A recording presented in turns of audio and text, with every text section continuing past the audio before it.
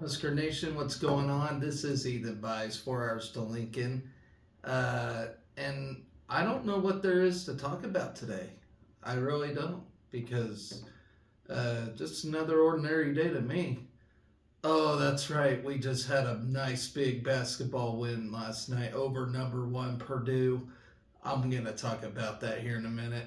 But before I do, please hit that subscribe button. I am here to check the pulse of Husker Nation as we not only beat but actually had a nice, demanding win over number one Purdue, and what I think is one of the biggest wins in the history of us playing basketball. It was truly remarkable. Never in my lifetime have we ever took down number one. The last time it ever happened was in 1982 against Missouri in a regular season matchup then. But my goodness, I could not believe it. I hardly actually slept last night. I was so excited. It was a late game, Tuesday night. The crowd wasn't really uh, filled up. I mean, the arena wasn't as filled up as it usually is, but the crowd was electrifying as it was. It was just truly remarkable, and I'll never forget this game. Never in my life have we experienced a win like this, and in probably most cases, a lot of you guys probably haven't experienced a win like this in basketball. Truly remarkable stuff, and I'm here to talk about it. I'm also going to talk about the bowling team as they went to the Storm Blue and White, and then we'll preview tomorrow's women's basketball game against Illinois. So buckle up. Let's talk about Purdue first, in a truly, truly remarkable game. Let me get to it. So behind a blistering shooting night from 3-point range, we stunned Purdue 88-72. Now let's backtrack just a minute. The last game we played, which was against Wisconsin, we traveled to Wisconsin, got waxed, got smashed by the Badgers on their home court.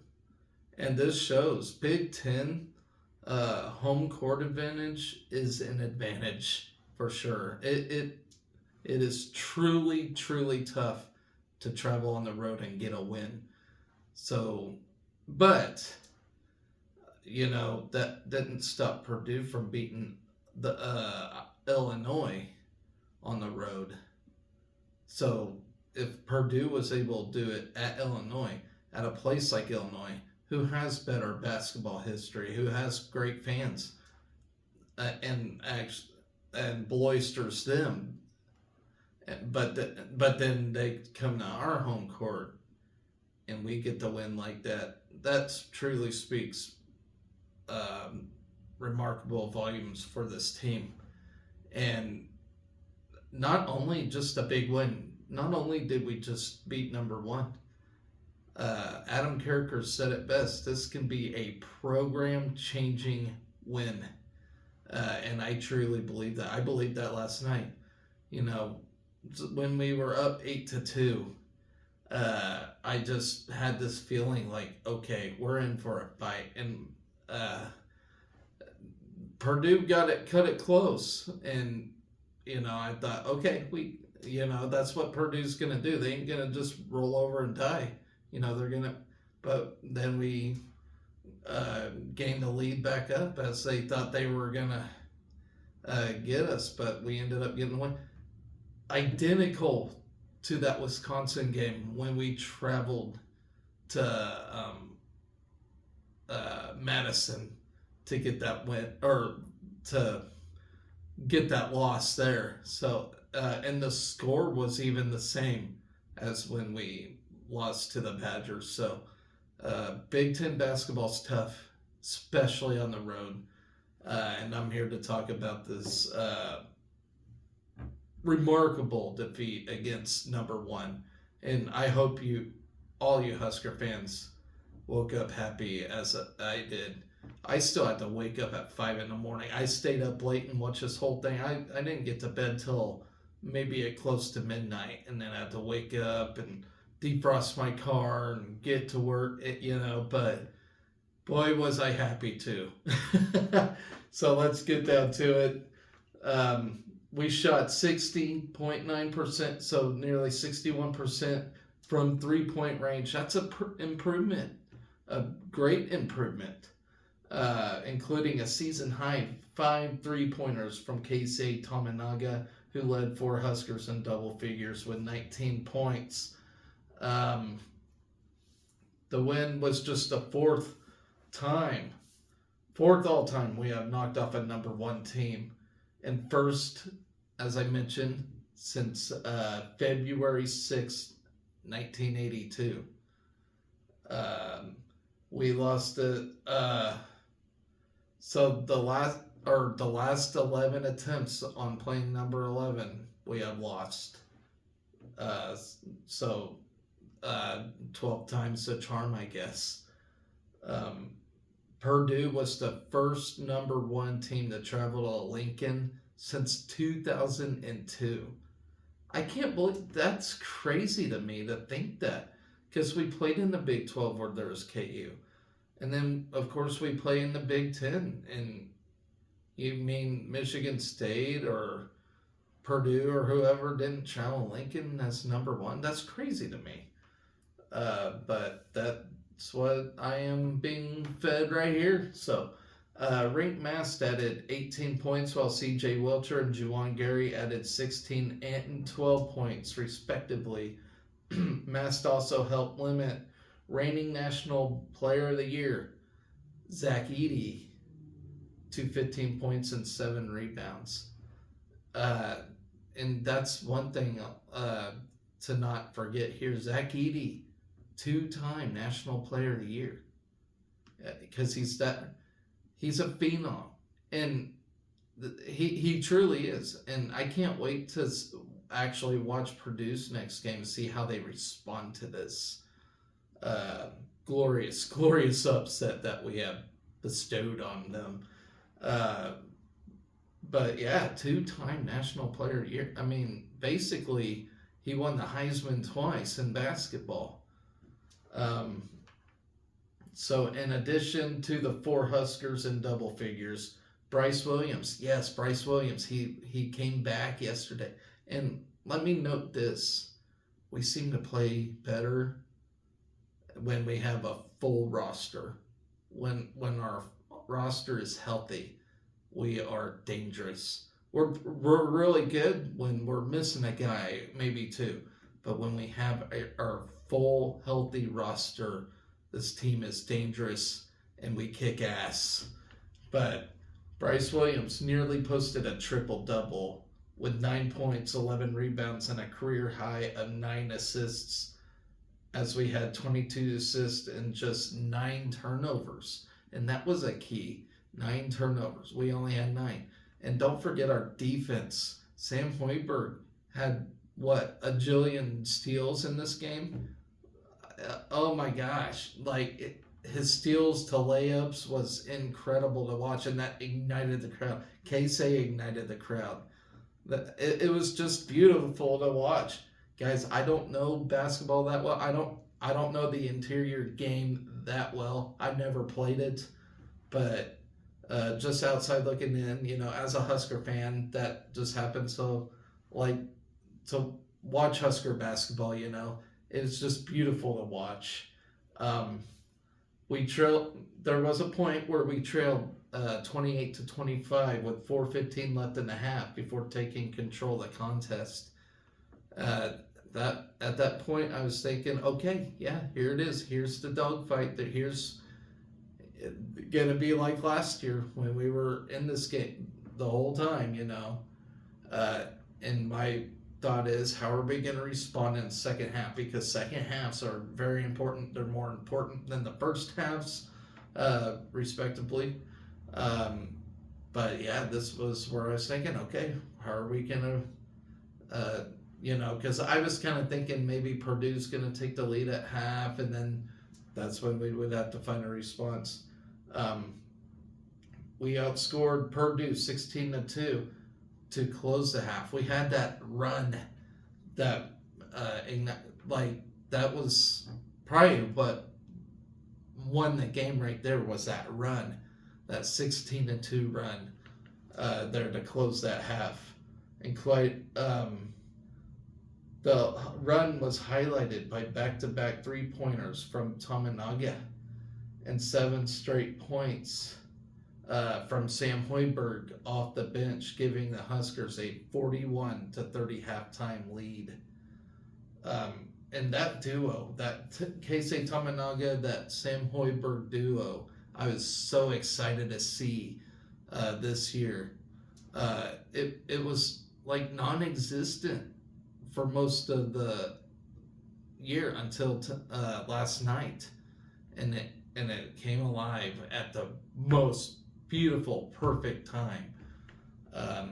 And that was what I was expecting to see all year, game by game, was that duo. Because last year, if you remember, they were tearing it up when they get going. When Tominaga's hitting threes, when Sam's stealing the ball,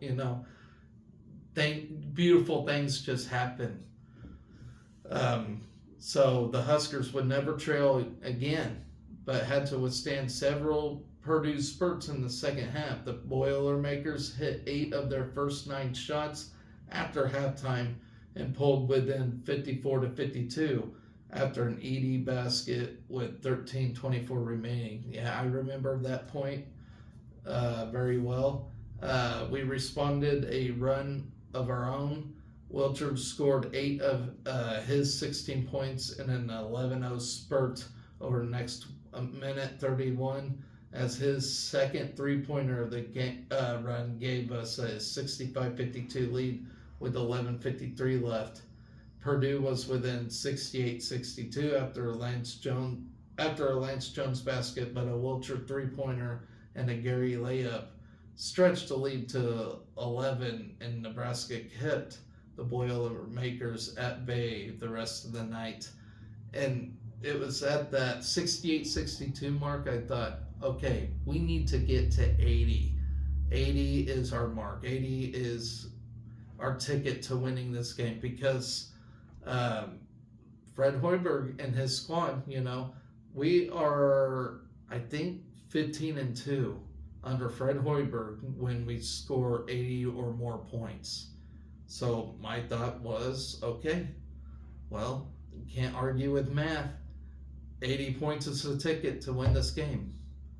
And we got 88 and we won it. So you can't argue with that. Mason Gillis led Purdue with 16 points off the bench, including 5 of 10 from three-point range, to lead 5 Boilermakers in double figures.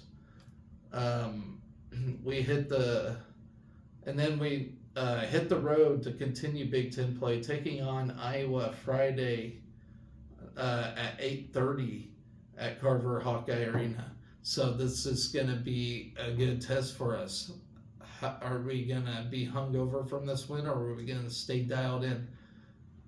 How good is this Nebraska team? I think they're great.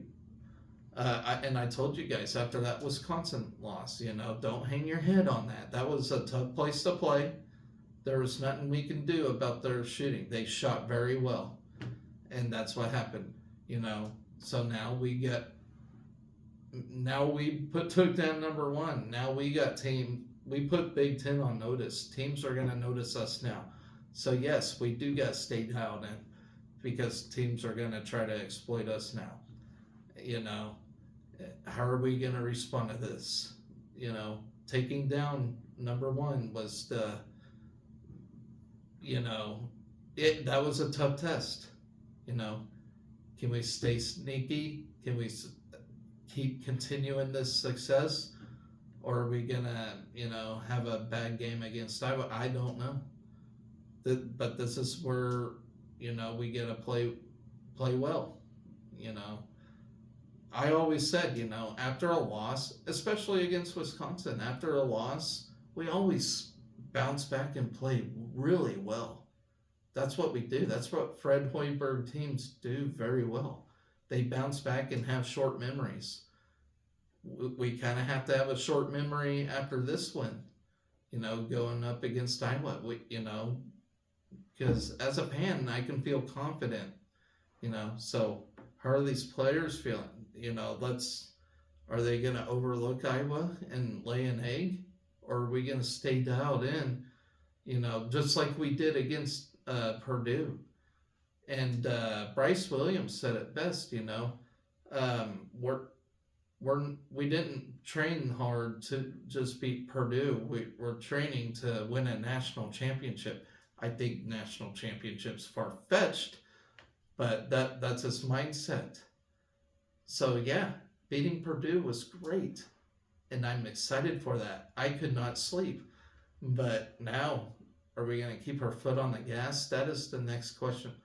We already know we can beat the number one team in country. Plain simple, we did it. That means we can play anybody. Now, the question is, are we going to keep our foot on gas? So we'll see Friday night as we take on Iowa, who on paper doesn't look like a good team, but they're a solid team. And they can very well do to us what we did to Purdue. So what we got to do is keep our foot on gas.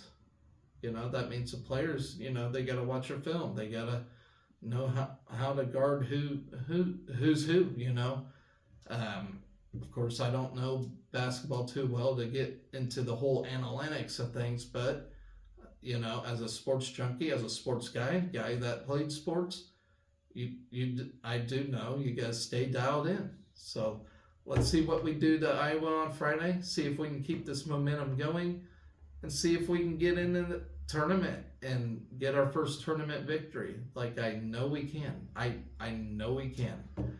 So anyways, enough about that. I'm pretty sure everybody's talking about this, but I am here for every sport, so I'm going to move on to the bowling team that took second place at the Storm and Blue and White. Sorry guys, I cannot talk today. Well, like most days, really. But anyway, I talked about day one. We went 5-0. Then I don't have the bowling channel or whatever they have that stream this, so I only got days 2 and 3 notes here. So day 2, with a 6-0 overall record, we then had a bye match. Jillian Martin continued her strong performance with a 210. Bowman rolled a 208, and Hartzler rolled a 192. Breedlove with a 181, and Verstraete with a 168 rounded out the group. After 2 games, Martin sat in 8th overall with a 221.5 average, and Bowman was in 22nd with 405 pins. Then we faced number 15 Mount St. Mary's in match 3.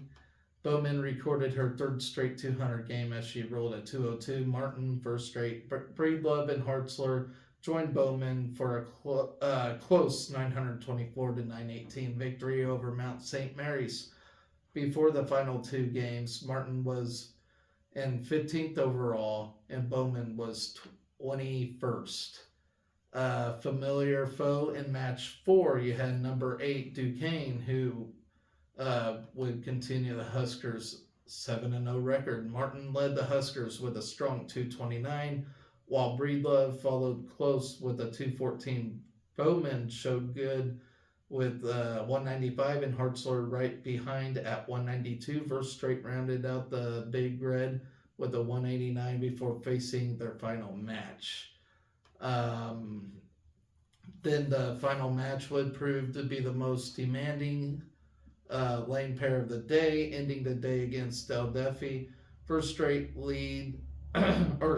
she led at 202. Bowman and Breedlove would provide double 190s, with Breedlove tallying 193 and Bowman 1 pin shy at 192. Lanes that required perfection would keep Hartzler at 151 and Martin at 145. Despite lower daily scores, the Huskers secured their ninth win of the tournament with an 883 against Aldefis, who had an 842, securing their place as a third overall seed and a chance for the tournament title. So that puts us in day 3. If you know how women's college bowling works, we have our Baker matches, and then our second day that determines the seeding for the final bracket play. So we were seeded number 3 despite being undefeated in this thing. So it don't make sense to me, but here's how today went as we finished this tournament off.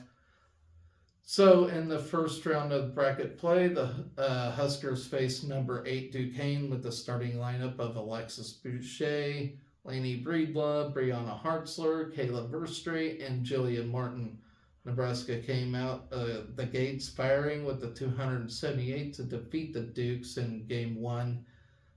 Duquesne topped the Huskers in Game 2 to tie the match 1-1. Nebraska then grabbed Game 3 and Game 4 to take a 3-1 overall advantage. Duquesne responded with wins in Game 5 and Game 6, and the teams moved on to a deciding 7th game.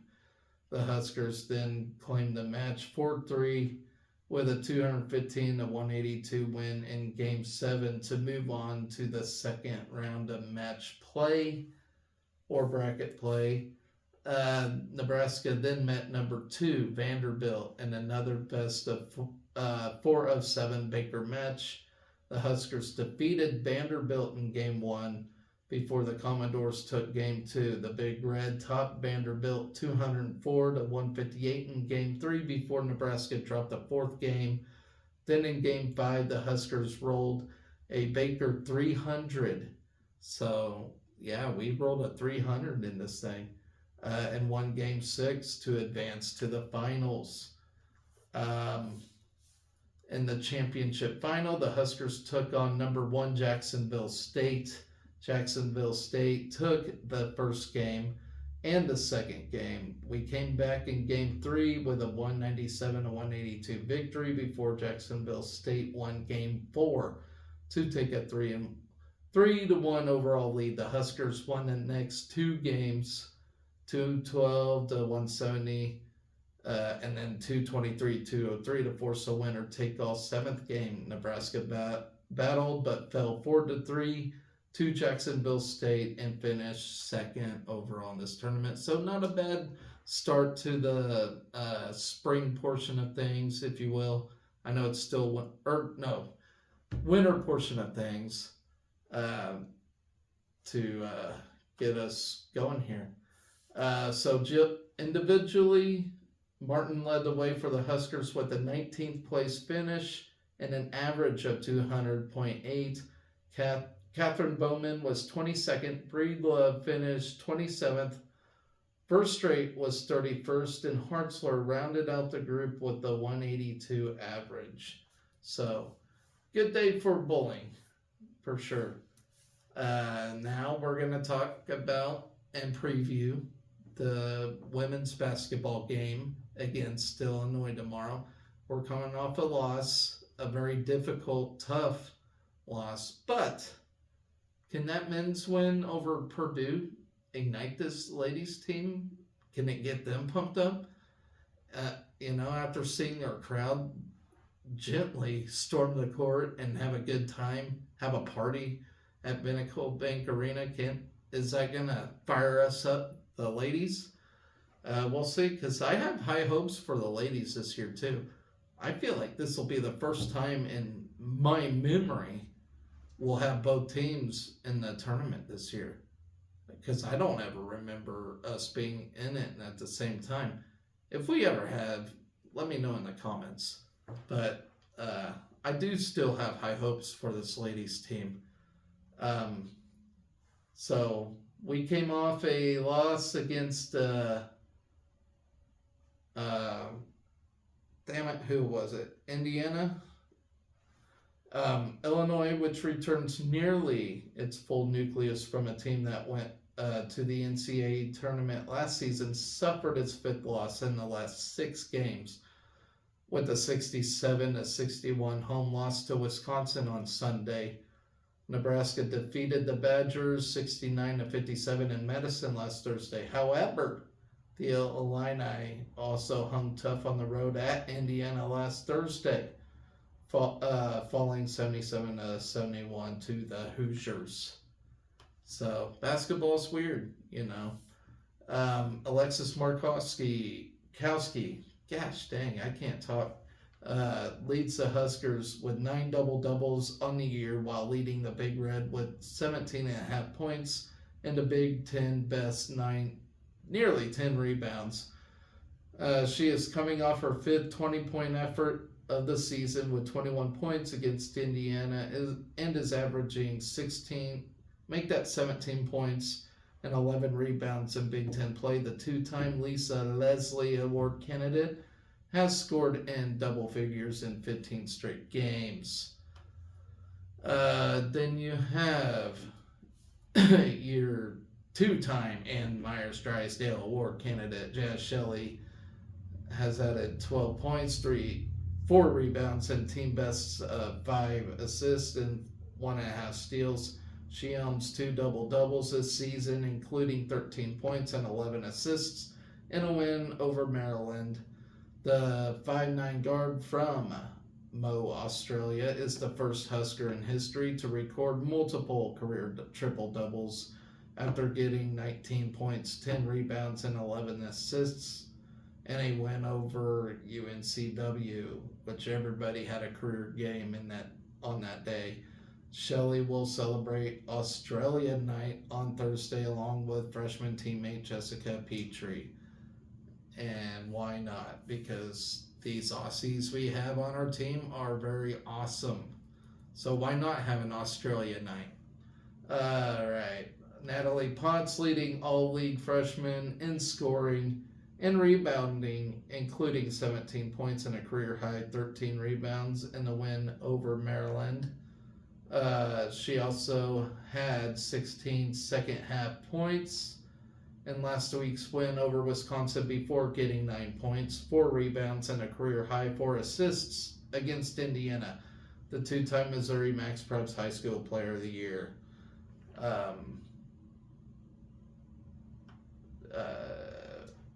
She has scored in double figures 10 times this season. So remarkable play by night. And we're supposed to get a remarkable freshman next year. And I'm can't wait for that. Amy Williams recruiting wonderfully here. And, we may not have the best team, but we always have a stout team with her. So it's always nice to know that we'll always have a competitive team as long as Amy Williams is here. So, about Illinois, let's preview them real quick. Coach Shauna Green is in her second season leading the Illini after guiding them to the first 20-win campaign in 15 seasons last year. The Fighting Illini finished 22-10 overall and 11-7 in the Big Ten last season after falling in the NCAA First Four to Mississippi State 70-56. So, that just shows me they got a great coach that, is probably still in early season mode. So, Illinois can be dangerous. They're a ticking time bomb. Let's just hope it's not against us. The Illini return starters Makira Cook, Kendall Bostic, Genesis Bryant, Adelia McKenzie, and Bryn Shoup Hill, along with top player off the bench, Jada Peebles from a year ago. That group was 20-6 in the Illini's first 26 games under Green after a 72-64 victory at Nebraska. Since then, Illinois is 8-11 with 7 losses by double figures and a 3-7 mark against Big Ten, including a 90-57 loss to the Huskers last year, which was in February. Akira Cook, a 5'6 senior who spent 2 seasons at Dayton, was a first team All Big Ten pick last year after ranking fourth in the league with 18 points per game. She had 22 points in the Illini's win in Lincoln last season before adding 16 points in the loss to in Champaign. This season, she ranks second among the Illini with 14 points and 3.5 assists. Returning second team All Big Ten players Genesis Bryant and Kendall Bostic add a potent top 3 scorers for.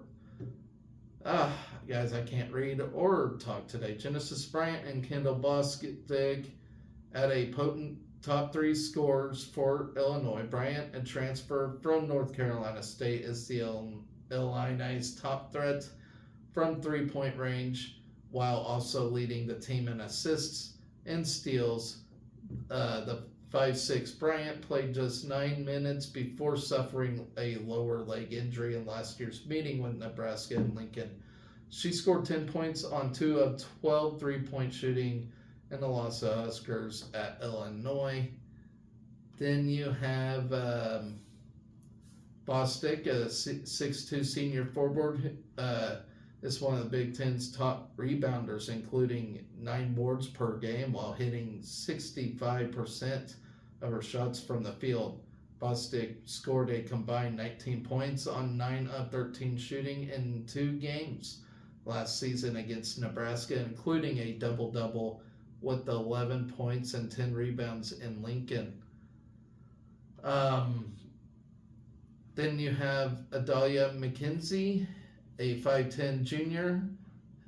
She added nearly 11 points and 5 rebounds while starting all 13 games. McKenzie scored in double digits in both meetings with Nebraska last season, including 16 points in Lincoln.